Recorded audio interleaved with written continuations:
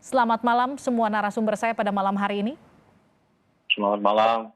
Selamat malam. Selamat malam, Kak. Saya ke Bu Eha terlebih dahulu. Bu Eha, gimana kabarnya Bu Eha sekarang? Alhamdulillah selamat, cuma memar-memar sama luka sedikit ya. Alhamdulillah aja. Luka di mana aja Bu? Di bagian tubuh? Bagian tubuh sebelah pantat, bawah, punggung, leher, ini kepala, kaki. Tapi sudah diperiksa oleh dokter dan sudah boleh pulang ke rumah ya Bu? Saat ini Ibu ada di rumah Bu Eha? Ada di rumah. Baik. Anak Ibu gimana kabarnya Bu? Kabarnya bersama sang anak ya Bu ketika kecelakaan terjadi ya Bu? Iya, sama anak. Anak Ibu sehat sekarang Bu? Alhamdulillah sama mah sekarang mah sakit ya. Memar sekarang. Udah tanggalnya di rumah sakit.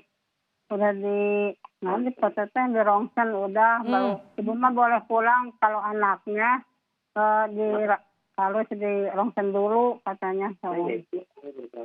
Tapi anak Ibu sudah pulang ke rumah atau masih di rumah sakit menunggu ronsen? Udah di rongsen sama ibu pulang. Oh alhamdulillah, udah pulang ya Bu? Iya.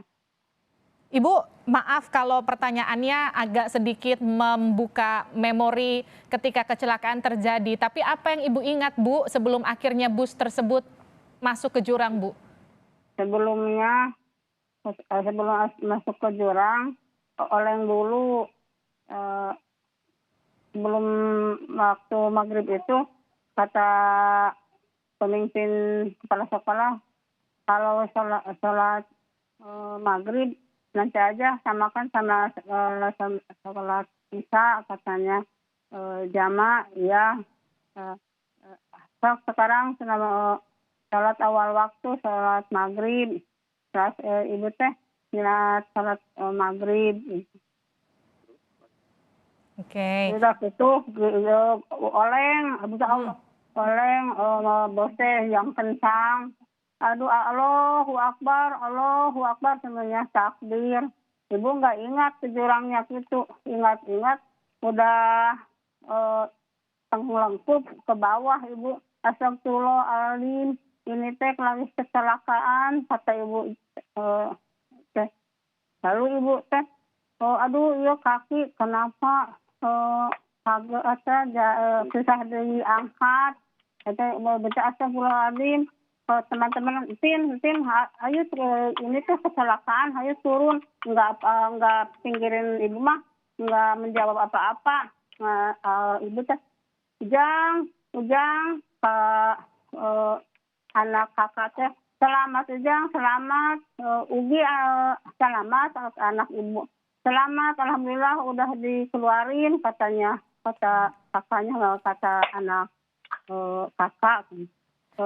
Jang, kumaha ibu turun ke sana ya ibu kerja aja. Ujang kejepit, lalu ibu enggak pakai baju ya biarin yang penting mah keluar. Jalan mana ada keponakan. Lalu ibu keluar enggak tahu jalan mana udah. Alhamdulillah ada pitulung dari Allah, ibu keluar. Oke. Berarti ibu ketika sadar ibu masih dalam posisi di dalam bus ya Bu Eha ya? Iya, di dalam bus udah yang jurang, tenggelam ke jurang. Pertolongan tiba kapan Bu? Ketika ibu sudah keluar atau ibu keluar dibantu oleh tim? Enggak, udah ibu keluar. Ayo ibu kesini dulu. Ke rumah ini sana keluarga istirahat, ibu lalu duduk sama anak ibu sama keponakan ibu di sana sama yang luka-luka ringan. Bu Eha inget nggak tadi kan Bu Eha sempat menyebut ada keponakan ibu, Ujang, ada anak ibu, tapi penumpang yang lain gimana Bu kondisinya ketika menyelamatkan diri? Ibu keluar rame-rame atau satu-satu sendiri-sendiri? sendiri. Aku mah kalau anak ibu ditolongnya sama kakaknya, kakak ente, bu anak dari saudara bapaknya. Hmm. Bu, kan ada korban juga yang selamat. Korbannya cerita katanya sempat ada bau, Bu, di dalam bus sebelum kecelakaan. Bener nggak, Bu? Ibu cium nggak baunya, Bu? Cium waktu itu mah bau, terbau. Ada kabel yang bau. Bau apa, Bu? Bau kabel, bau bensin? Bau kabel sama Kabel kebakar ya, Bu? Iya, Oke. kabel kebakar. Ketika Ibu cium bau, penumpang di dalam sudah pada tahu semuanya, Bu? Rame, Bu? Rame. Ada yang cium, ada enggak. Oke. Oke, Bu Eha, saya ke narasumber lainnya dulu ya, Bu. Di sini ada Kadishub Jawa Barat, Pak Heri, ada juga dari LBH Transportasi, Pak Hermawan. Saya ke Pak Heri dulu. Pak Heri, tempat kejadian sementara ini hasilnya seperti apa? Kira-kira penyebab kecelakaannya, Pak Heri? Ya, saya tidak bisa menyampaikan itu sebelum hasil dari kepolisian tentang olah TKP disampaikan ya beberapa hari ke depan. Dan nanti secara resmi akan disampaikan. Tetapi fakta-fakta di lapangan secara indikasi sebagaimana tadi sebagian sudah disampaikan oleh korban selamat begitu ya. Dan kami juga melihat di lapangan fakta-faktanya pada saat itu hujan, jalur menurun begitu ya. Kemudian juga ada pengaman jalan berupa guardrail baja sepanjang 200 meter dan 50 meternya terhempas mengikuti bis yang jatuh. Hal-hal seperti itu bisa kami sampaikan begitu. Tetapi untuk hal yang lain secara kesimpulan nanti setelah olah TKP diumumkan oleh pihak KNKT dan juga kepolisian. Pak Heri, tapi kondisi kelaikan bus gimana, Pak? Tadi kan sempat BH juga menyebut ada tercium bau kabel terbakar. Ya, prinsipnya sebagaimana sudah disampaikan oleh Pak Kapolda di dalam beberapa wawancara pada siang tadi ya, bahwasanya seharusnya jalan provinsi dengan kelas jalan ini tidak diperkenankan untuk bis besar seperti yang mengalami kecelakaan ini. Dan dari informasi awal, indikasi yang kita dapatkan ini adalah mobil atau bis dengan plat nomor polisi Subang, Jawa Barat, tetapi untuk kirnya masih dilakukan terakhir itu di Jawa Tengah. Jadi ini prosesnya mungkin sedang mutasi ya ke tempat lain atau ke Jawa Barat demikian. Oke, tapi kalau kita melihat kecelakaan yang menewaskan banyak korban jiwa, ini kan juga mengingatkan kita ke turunan MN ya Pak, ini di Subang yang sempat juga memakan banyak korban jiwa di 2018 lalu. Ini kalau kita melihat kontur jalannya dengan tanjakan Cahe Sumedang ini mirip atau seperti apa Pak? Seberapa sulit medannya untuk dikuasai pengemudi yang mungkin saja jarang melewati jalur tersebut?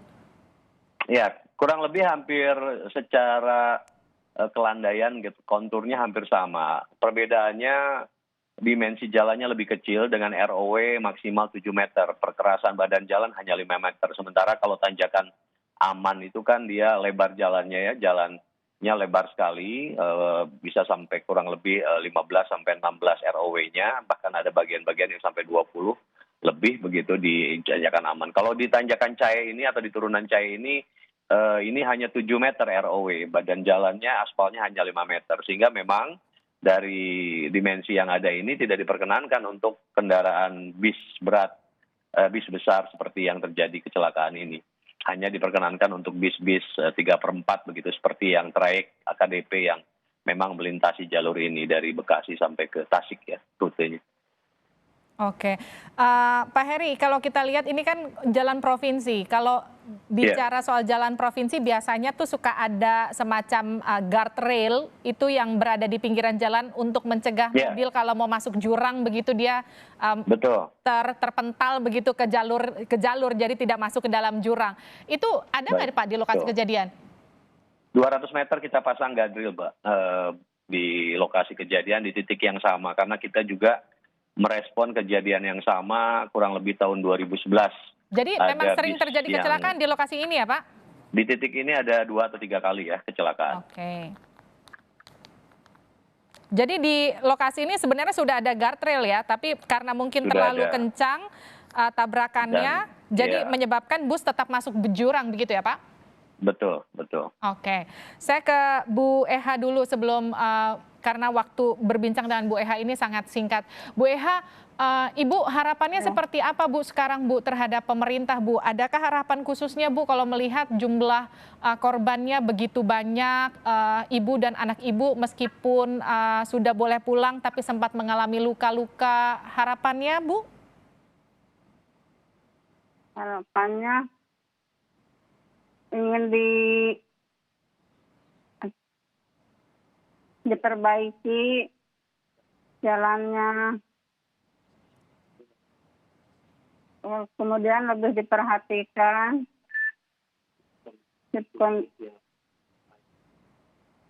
kondisi yang layak jalan, jangan sampai lagi terjadi kecelakaan. Jangan sampai terjadi lagi kecelakaan ya. Bu Eha, ini kan ketika terjadi kecelakaan kita semua bingung. Karena sekarang kan sedang ada PJJ Bu, pendidikan jarak jauh. Tapi bagaimana bisa sekolah anak Ibu justru melakukan trip perjalanan Bu? Ini bagaimana ceritanya Bu? Ya, dulu mau ajarah nanti bulan Februari meninggal cuaca begini dari COVID, nanti aja udah bulan Maret kata Bu Guru berikut ziarah ke makam-makam, ke Pemijahan, ke Garut. Jadi ini diwajibkan Bu Eha? Enggak, kata sekolah mau ikut mau enggak biarin, kalau yang ikut kalau udah punya biar bayar 100.000 untuk belajar komputer. Anak Ibu juga tadinya enggak mau ikut. Oke. Jadi memang ini tripnya dari sekolah sukarela begitu ya Bu, mau ikut boleh, kalau nggak ikut dikasih pelajaran yang lain begitu ya Bu Eha ya? Iya, ongkosnya juga biarin. Yang penting berangkat, kalau yang mau berangkat nanti aja disicil kata kepala sekolahnya. Oh oke. Terima kasih Bu Eha telah bergabung bersama kami di Sapa Indonesia Malam. Sehat-sehat terus, semoga Ibu dan juga anak Ibu lekas benar-benar pulih ya Bu Eha ya. Ya, Tapi perbincangan kita saudara belum selesai karena saya masih akan berbincang dengan Kadishub Jawa Barat dan juga Direktur Eksekutif LBH Transportasi. Tapi usai jeda lebih lengkap lagi di Sapa Indonesia Malam. Kita ke Pak Hermawanto dulu. Pak, saya membaca rilisan LBH Transportasi yang menyebut ini mirip dengan kejadian di MN Subang pada 2018 dan di situ LBH menyebut ini adalah bukti sistem keselamatan kendaraan tidak dijalankan dengan baik. Betul seperti itu? Analisa Anda seperti apa, Pak?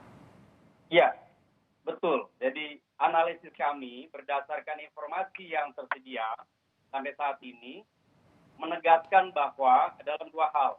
Yang pertama adalah bahwa sebelum kecelakaan ini terjadinya remblong. Yang kedua, ternyata faktor fatalitas yang menimbulkan korban sangat banyak ini adalah para korban ini terjepit oleh kendaraan. Nah, peristiwa ini mirip sekali dengan peristiwa kecelakaan pada turunan MN tahun 2018. Dan kesimpulan KNKT jelas bahwa sistem keselamatan kelayakan kendaraan itu tidak dijalankan. Dan yang kedua adalah juga pada standar pada material kerangka kendaraan itu memang tidak memenuhi standar yang bagus, ya begitu. Jadi dari situ LBH Transportasi berkesimpulan kita ini tidak pernah mau belajar pada kecelakaan sebelumnya. Termasuk tadi yang disampaikan oleh Pak Heri. Ketika Pak Heri menyampaikan bahwa kecelakaan ini sebelumnya sudah 2-3 kali terjadi. Dan ternyata Pak Wakil Gubernur juga menyatakan bahwa rambu-rambu jalan itu tidak lengkap. Bahkan sangat minimalis. Artinya Pemprov Jawa Barat mengakui secara betul bahwa tidak memenuhi standar kelayakan jalan. Ini ini yang menurut kami kita ini nggak mau belajar rupanya. Oke. Dan kami harus menyampaikan kami sedih gitu dan kecewa dengan pemerintah provinsi dan juga dan Kementerian Perhubungan. Kenapa pengawasan terhadap kelayakan kendaraan dan pengawasan terhadap kelayakan jalan itu sangat minimalis. Oke, saya lempar ke Pak Heri. Pak Heri, tidak memenuhi standar Ya. kelaikan jalan dan juga kelaikan kendaraan. Anda, tanggapannya? Ya, saya kira saya tidak bisa membantah apa yang disampaikan oleh Pak Hermawanto ya, bahwa fakta di lapangan sebagaimana tadi saya sampaikan memang secara ideal kelengkapan maksimal seluruh 2.300 km jalan provinsi yang ada di Jawa Barat ini secara presentase memang bervariasi. Contoh kata begini Mbak, bahwa dari 298 ruas jalan yang ada di Jawa Barat, jalan provinsi, dan panjangnya total 2.365 km, untuk guardrail itu baru terpenuhi kurang lebih 28,9%. Ini memang fakta. Dan tentu hal ini berkaitan tidak hanya bukan berarti kita menegasikan faktor keselamatan, tetapi prioritas dan juga titik-titik rawan kecelakaan selalu kita prioritaskan. Oke. Termasuk di titik kecelakaan ini, yang mana sebetulnya sudah kita anggarkan sedemikian rupa untuk penerangan jalannya, penambahan perkuatan untuk guardrailnya dan lain sebagainya itu di tahun 2020. Tapi kita semua tahu bersama bahwa tahun 2020 kita menghadapi turmoil berbagai sektor termasuk anggaran dan lain sebagainya. Tapi ini bukan excuse. Saya pikir 2021 kita akan mengejar itu semua.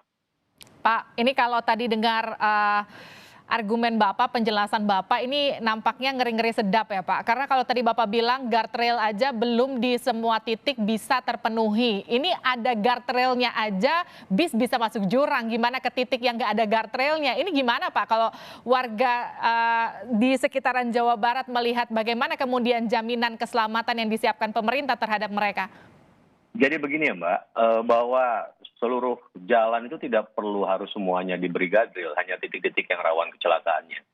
Jadi untuk di titik lokasi tersebut sudah kita pasang, dan saya pikir dengan spesifikasi guardrail yang terbaik di luar yang non konvensional ya, yang saya maksud non konvensional saat ini kan sedang juga kita pasang di belasan titik guardrail berbentuk roller barrier ya, itu lebih mahal, lebih baik, dan lebih menjamin keselamatan.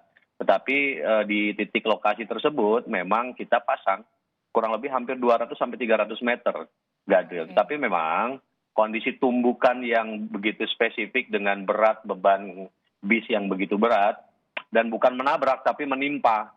Jadi ini menimpa. Jadi sempat oleng kemudian terbalik, terguling, dan kemudian menimpa guardrail begitu. Jadi hal-hal banyak faktor ya saya kira, dan itu akan dijelaskan nanti dari hasil olah TKP-nya kepolisian dan KNKP. Pak Hermawanto, banyak faktor kalau kata Pak Heri. Tapi artinya Pak Heri juga mengakui bahwa sebetulnya masih banyak sarana prasarana penunjang keselamatan, utamanya di jalan raya masih belum mumpuni. Catatan Anda? Iya, saya pikir ini bukan pertama kali atau ini kedua kalinya gitu. Ini sudah berkali-kali. Kalau kita tengok dalam peristiwa tindakan MN 2018, gitu kan? Artinya kan harusnya kita banyak belajar dari peristiwa sebelumnya, gitu. Dan ternyata faktanya masih terus terulang dan terulang, gitu. Jadi saya tidak tahu apakah ini hanya listrik saja dari Pemprov, gitu ya, atau dari Dinas Perhubungan, atau akan dijalankan komitmennya. Karena suatu contoh misalnya ini, ketika hasil tahun 2018 dalam kecelakaan MN itu adalah kecelakaan kendaraan. Pertanyaannya sekarang adalah, apakah Dinas Provinsi, Perhubungan Provinsi ini selalu mengecek kendaraan layak atau tidak? Karena saya curiga juga bahwa bus ini selama pandemi ini nggak pernah dicek nih. Tapi dipersilakan dipakai saja. Pak Heri, saya kira demikian ya. Ya perlu paham juga bahwa pengecekan kir ini kan ada sekarang fungsinya bukan di Provinsi Jawa Barat, itu yang pertama, tapi ada di level kota kabupaten, sehingga tapi kita fungsi koordinasi kita lakukan terus. Dan saya pikir berkaitan dengan hal-hal tersebut semua mengakui lah, dalam artian kita semua belum maksimal, tetapi semua kita respon dengan baik, bukan lip service. Dan termasuk di tanjakan MN pun waktu itu saat ini sudah kita respon dengan luar biasa. Pemerintah Provinsi Jawa Barat dan kementerian terkait sudah menyediakan escape route yang cukup, kemudian juga pengaman-pengaman jalan lainnya, rambu dan lain sebagainya. Kita tidak bisa memilih titik mana yang akan terjadi di 2.365 kilometer jalan provinsi yang ada di Jawa Barat. Tetapi musibah adalah musibah, kita respon dengan baik, insya Allah bukan lip service, kita akan lakukan perbaikan-perbaikan dalam waktu dekat dan juga jangka menengah. Saya sudah berkomunikasi tadi di lapangan dengan Pak Dirjen Darat.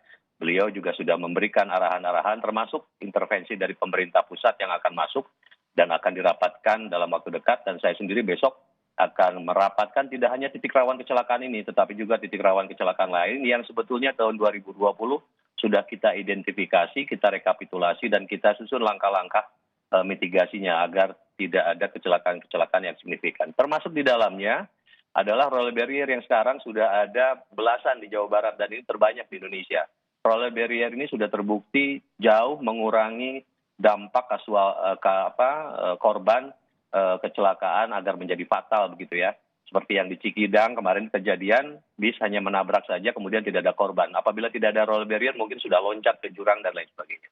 Jadi hal seperti itu merupakan respon yang luar biasa dari kami yang mudah-mudahan meskipun masih belum maksimal, mudah-mudahan bisa memenuhi ekspektasi dari masyarakat termasuk dari teman-teman di LBH. Begitu.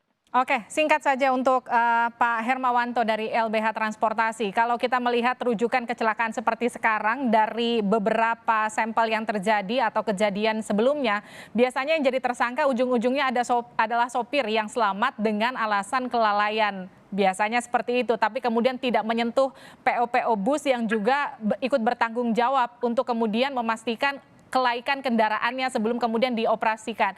Kalau Anda, catatannya atau rekomendasi atau apa masukan Anda terhadap pemerintah pasca kejadian ini? Ya, yang pertama saya juga berharap kepada Dinas Disub Jawa Barat agar jangan kemudian hanya melarikan pada persoalan sarana dan prasarana lalu lintas, gitu, sarana prasarana jalan. Tapi saya juga berharap kawasan bus itu juga lebih keras. Itu harapan nih kepada kepala dinas. Karena apa? Gitu, faktanya adalah ini terjadi kalau kita belajar dari peristiwa MN, manajemen PO itu tidak memberikan pengawasan yang kuat terhadap supir bus. Dan ternyata juga itu berawal dari ada hubungan yang tidak memberikan jaminan keamanan bagi si supir. Karena biasanya itu hanya sebagai hubungan mitra, bukan seorang karyawan, kemudian dia bisa dikendalikan oleh manajemen. Jadi saya berharap agar nanti nyambung dengan teman-teman di kepolisian agar menarik PO bus harus menjadi tersangka dalam berita seperti ini. Jangan terus-menerus melarikan kepada supir. Karena faktanya dalam Undang-Undang Lalu Lintas sangat dimungkinkan bahwa perusahaan PO itu menjadi tersangka dan diminta pertanggungjawabannya.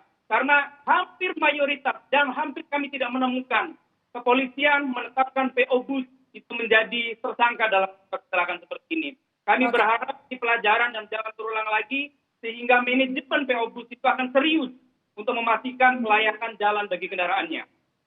Sudah 29 korban jiwa per hari ini atau per saat ini yang menjadi korban dari kecelakaan ini dan tentu kita semua berharap ini tidak kembali terjadi dan ini juga akan menjadi pelajaran bersama untuk sama-sama membenahi baik itu dari pemerintah dan juga PO bus agar lebih mewaspadai, mengecek juga kelaikan kendaraan mereka. Terima kasih telah bergabung bersama kami. Ada Kadisub Jawa Barat Pak Heriantasari dan juga Direktur Eksekutif LBH Transportasi Pak Hermawan.